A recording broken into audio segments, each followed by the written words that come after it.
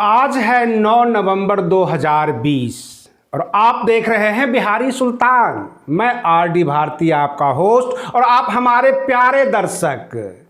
किसी ने ठीक ही कहा है कि क्यों चिंता कर रहे हैं, कहत कबीरा घर तेरा गल कटियन के पास, जो करेगा सो भरेगा तू क्यों भला उदास। कल वोटों की गिनती है 10 नवंबर 2020 को और जितने भी उम्मीदवार चुनावी मैदान में खड़े हैं सबकी दिल की धड़कन तेज हो गई है। एग्जिट पोल पर लोग विश्वास भी कर रहे हैं और विश्वास नहीं भी कर रहे हैं। कहीं 2015 की तरह एग्जिट पोल बदलने वाली तो नहीं। मैं इसी के ऊपर सारा का सारा सर्वे रिपोर्ट लेकर आपके सामने प्रस्तुत हुए हैं। अगर आप हमारे चैनल पर नए हैं तो चैनल को सब्सक्राइब कीजिए। वीडियो अच्छा लगे तो लाइक करना ना भूलें और वीडियो ज़्यादा अच्छा लगे इसको शेयर भी कर दें। मैं आपको बता रहा हूं पूरे बिहार में गहमा गहमी का माहौल। कुछ लोग कहते हैं सच, कुछ लोग कहते हैं झूठ। ऐसे 2015 में जो चाणक्य टुडे का एग्जिट पोल था वह भी 160 सीट बीजेपी को दे रहे थे और रिजल्ट क्या आया इसके आप गवाह हैं। इस बार वो राजद को जो है 160 सीट दे दिए हैं। डर लगता है और डर केवल सबको, आम जनता को नहीं बल्कि जितने भी पार्टी हैं उनके मुखिया को भी लग रहा है। घबराए हुए हैं, कुछ कोई बयान दे रहा है, कोई कुछ बयान दे रहा है, इस तरह से चल रहा है। यहां तक अश्विनी चौबे जी ने तो ये भी कह दिया नीतीश कुमार जी को केंद्रीय मंत्री बना देना चाहिए, वो केंद्र की राजनीति करे।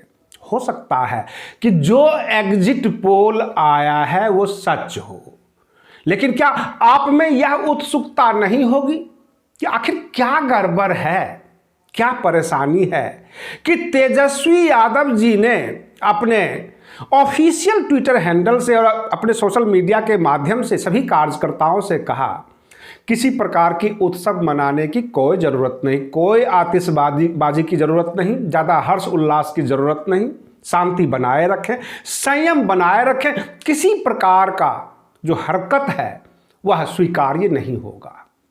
इसका मतलब यह हुआ कुछ न कुछ संशय है।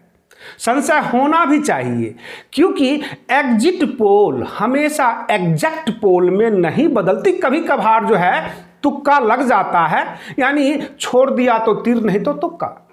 कहने का तात्पर्य है हम जिनसे पूछते हैं, जो हमारे महामहिम जनता है, जो वोट डालते हैं, जो फैसला सुनाते हैं, हम उनसे पूछते हैं और वो सही जवाब नहीं दे पाते। कई बार तो हमारी शक्ल देखकर, कपड़े देखकर वह यह अंदाजा लगा लेते हैं कहीं ये बुरा न मान जाए, क्यों नहीं सत्ताधारी दल के पक्ष में ही हाँ मिला दिया जाए।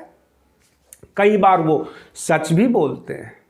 रही बात ये कि ये एक अनुमान है। आप 10,000, 15,000, 20,000 लोगों से पूछ लेते हैं, पता कर लेते हैं और 12 करोड़ की आबादी जहां 6 करोड़ वोटर हैं, इसमें अंदाजा लगाना थोड़ा सा टेढ़ा काम है। रही बात ये कि कांग्रेस पार्टी ने अपने जितने भी उनके उम्मीदवार थे और जहां जहां उनको लग रहा है कि ये उम्मीदवार जीत जाएगा, उस पर पूरी तरह से वो नज़र बनाए हुए हैं। क्योंकि जैसे ही कल ऐलान होगा और फिर खरीद फरोख्त, काटने छीनने का काम शुरू हो जाएगा। आजकल विधायक भी छीन लिए जाते हैं, काट लिए जाते हैं, खरीद लिए जाते हैं। राजस्थान में आपने देखा होगा 6 के 6 विधायक बसपा के जो है खरीद लिए गए थे, मिला लिए गए थे। तो ये सब भी घटनाएं हो सकती है। अगर राजद को फुल मैंडेट मिल जाता है, यानी 143 सीट पर राजद ने चुनाव लड़वाया था और 143 का 143 चुनाव जीत जाता है, जो कि थोड़ा सा असंभव लग रहा है। ऐसा होता नहीं है 100%, यानी केजरीवाल साहब भी 70 में जो है 67 ही जीत पाए थे। पूरी दिल्ली ने उनको नहीं दिया था, 1-2 विधायक तो रह ही जाता है। तो कहने का तात्पर्य है कि राजद को अगर फुल मैंडेट आ जाता है फिर तो वाम दल और कांग्रेस जो उनका गठबंधन में है वो सपोर्ट में खड़े रहेंगे। लेकिन हर पार्टी का अपना वजूद बचाकर रखने की जिम्मेदारी तो होती है, डर तो बना ही रहता है।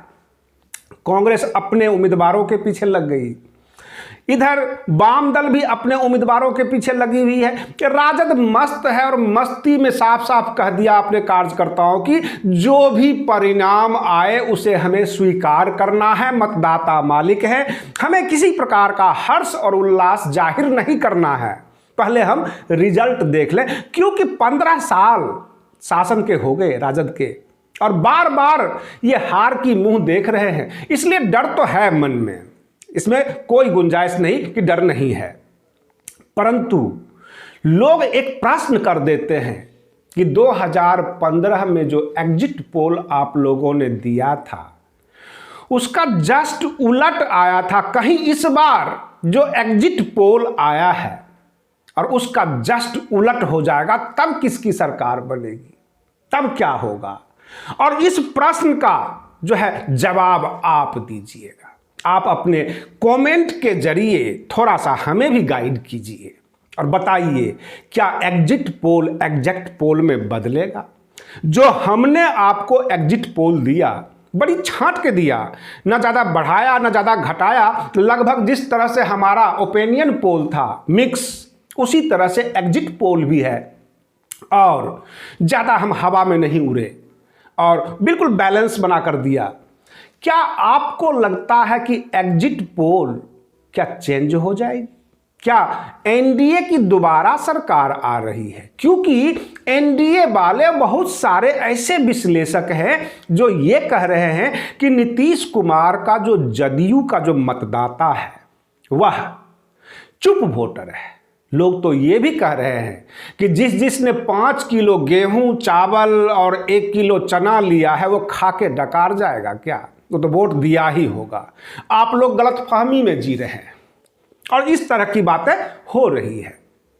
कहने का तात्पर्य है नीतीश कुमार के पास भी ओबीसी वोट बैंक है, आप इसे नकार नहीं सकते। बीजेपी का जो भी रहा हो, कांग्रेस का जो भी रहा हो, लेकिन नीतीश कुमार ओबीसी के चेहरा रहे हैं। ओबीसी 52% मत रखती है और ओबीसी का जनाधार बहुत बड़ा है। कहने का तात्पर्य है अगर सब के सब ओबीसी राजद के तरफ नहीं आया और अगर 50% भी हो जाता है तो 26% ओबीसी मतदाता नीतीश कुमार के तरफ चला जाता है। उधर से बीजेपी का सपोर्ट हो जाएगा, 2-4-5 सीट जो हमने बताया लोजपा का वो भी सपोर्ट हो जाएगा। कुल मिलाकर एनडीए सरकार बना सकती है और इसी बात की चिंता जो कि सच है तेजस्वी यादव जी को है और उन्होंने इसलिए लोगों से शांति बनाकर रखने की अपील कर दी। जो भी हो जैसा भी हो, लेकिन ऐसा लग रहा है कहीं एग्जिट पोल जो है उलट न जाए, क्योंकि बड़े बड़े चाणक्य जो है 2015 में बिहार के चुनाव में फेल हो गए थे। इस बार फेल होंगे या पास होंगे, आप अपने कमेंट के जरिए हमें जरूर बताएं। हम उम्मीद कर रहे हैं कि आपका जो विश्लेषण होगा बिल्कुल सटीक होगा। आप बने रहिए बिहारी सुल्तान चैनल पर। हम फिर मिलते हैं अगले वीडियो में और इंतजार कीजिए कल के परिणाम का। तब तक के लिए धन्यवाद।